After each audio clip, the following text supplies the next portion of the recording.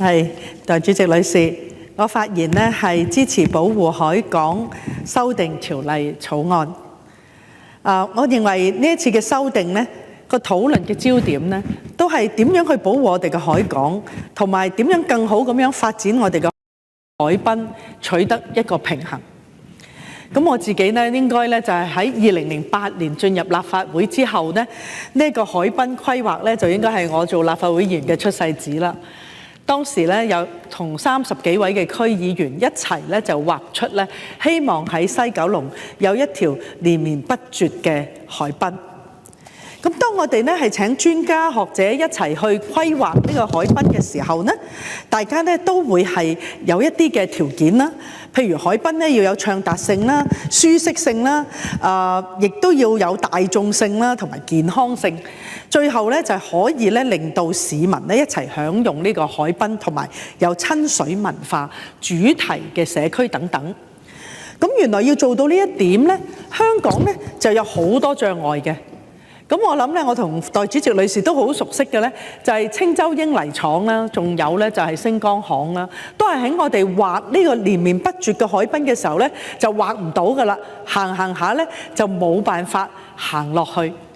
暢達性咧，除咗話由內區可以行到海濱，我哋希望有林蔭嘅小徑，俾啲老人家、俾啲年輕人拍拖等等之外呢，更重要嘅就係我哋可以有一個環島嚇，唔止係九龍西，後尾我哋都貫通九龍東同港島區一齊咧，係一齊合作一齊推動嘅。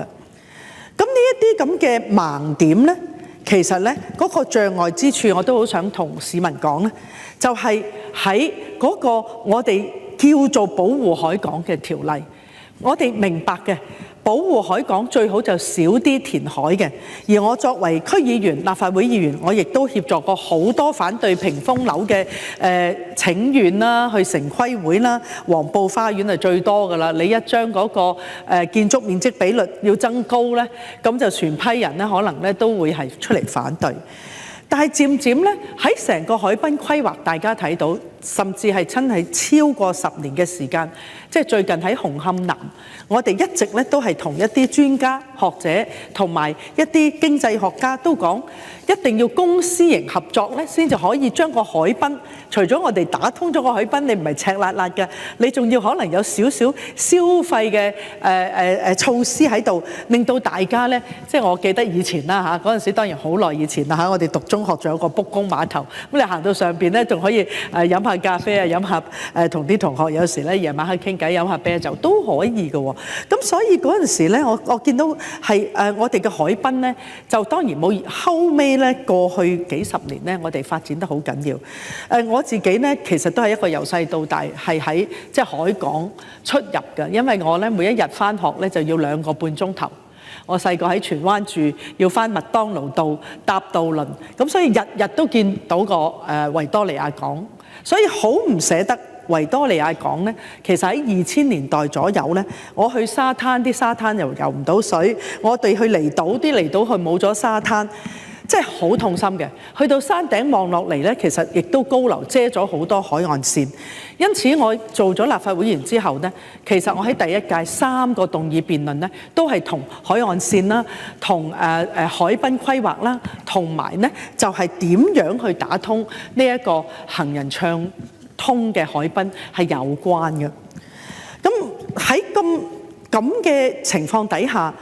香港現在我哋走到邊一步呢？咁我覺得其實都係有賴。其實我覺得喺議會裏邊咧都有好多同事一齊，所以經過10幾年嘅努力，你會見到而家我哋又重新有渡海泳啦，有啲沙灘開始呢10年可以去游返水啦。而我自己呢，就係喺2011年同公開大學嘅何建宗教授亦都成立咗碧海行動，即係真係要靠自己民間嘅資源咧，喺荃灣啦、長沙灣啦、喺紅磡啦、喺九龍東啦、香港仔啦，就係做水質黑點嘅試測。咁測下咧，就終於令到尖沙咀都可以做渡海泳。咁我覺得呢啲都係10年磨一劍嘅。我就好想同市民講呢，我哋喺推動呢個成個連綿不絕嘅海濱嘅時候，係的確遇到法例嘅困難。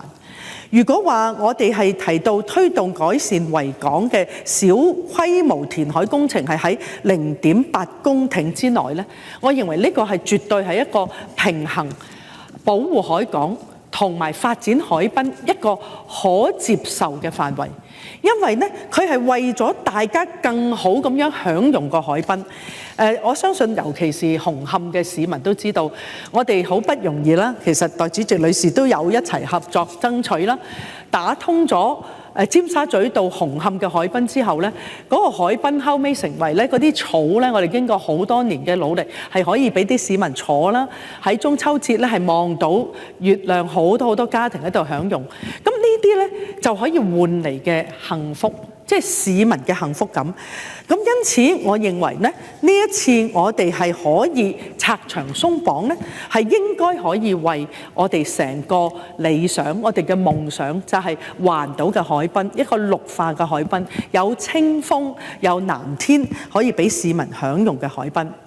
來來去去喺法例上呢，其實而家我哋澄清咗嘅就係，我哋其實法院同條例都考慮到呢，就係我哋如果萬一要進行呢啲小型嘅填海呢，佢係會考慮到公共嘅需要，同埋係社群嘅需要，裏邊包括環境啦、經濟同埋社會，仲有呢就係當前迫切嘅需要係冇替代嘅合理方案，同埋咧填海嘅工程嘅範圍係唔會超越我哋認為凌駕性需要所要求嘅最低限度。咁我認為咧呢個都係一個自我制約嘅一個非常好、非常清晰嘅原則。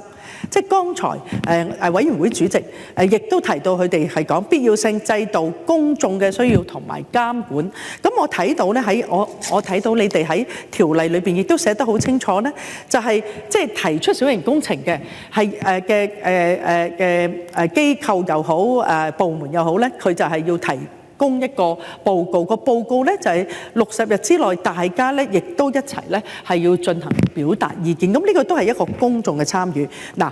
我跟進呢個海濱咧，即係咁多年嚇，未做議員都已經係跟進緊海濱嘅問題。我知道呢個問題咧喺市民嚟講係一個最大嘅事。點解咧？如果佢哋喺屋企見到有屏風樓，甚至我喺4小龍就做過一個個案，即係成棟樓嘅市民反映，我望到對面起咗新嘅樓。係睇到對方係刷牙嘅，咁呢啲呢當然係唔可以接受啦。但係而家我哋唔係講緊呢個問題，我希望市民好清楚，我哋唔係講緊要起呢啲高樓嘅為佢拆牆鬆綁嘅問題，而係喺海濱同埋一啲喺極需要嘅情況底下呢，我哋係打通好似打通經脈一樣呢，係令到海濱嘅規劃同埋我哋整體經濟嘅發展嘅規劃呢係更加有彈性。因此咧，我自己係非常支持呢一次嘅修訂條例嘅。喺成個建議裏邊咧，我就係特別提出啦。我覺得咧，政府同埋相關嘅部門，甚至有必要提出小型工程嘅部門咧，都必須有一個自我制約嘅精神。千祈真係唔好被誘惑，特別係一啲私人嘅機構嘅話咧，你真係分拆咗之後，變咗有積累嘅高度，跟住市民係覺得被騙嚇，咁我覺得咧，我哋一定會及到實㗎啦。咁喺呢度咧，公開就呼籲最好就唔好發生。大家呢件係一件好事，咁我認為咧，大家一齊合力修改嘅條例咧，俾市民睇到其實政府議員同埋提出工程嘅部門，其實都係為咗佢哋好。咁喺呢個情況底下呢，我相信呢，日後我哋再進一步為咗香港嘅發展再進行修訂，我哋一定會再進行公眾嘅諮詢啦，同時會吸納市民嘅意見，亦都會更加容易有說服力嘅。最後呢，我自己呢就好希望呢，即係我哋日後呢，就係喺香港，我哋一步一步走呢，真係我哋嘅理想就係一個連綿不絕嘅綠化海濱，我哋可以交俾我哋嘅下一代啦。喺碧海藍天、人人暢達嘅海濱，我哋吹嚟嘅海風，我哋都係清新嘅，係一個健康美麗嘅綠化海港。主席，本人謹此陳辭，支持修訂。